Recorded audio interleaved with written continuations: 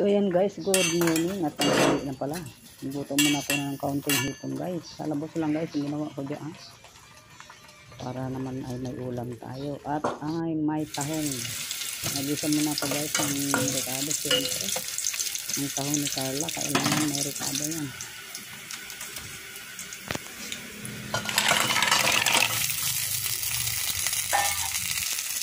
Luya, sibuyas, bawang, paminta. Ayun, simpleng luto lang naman sa tahong guys. Ayan ang luto na guys. Oh. Luto na ang tahong ni Carla. Ang tahong ni Carla. At ito naman guys, giniling na baboy. Gagawing lumpia. Ang kaso, hindi nakabili, nalimutan ang lumpia wrapper. Kaya tinimplahan ko muna siya ng rekado guys, para sa susunod lang siya pwedeng luto. Ipasok muna guys sa ref yan.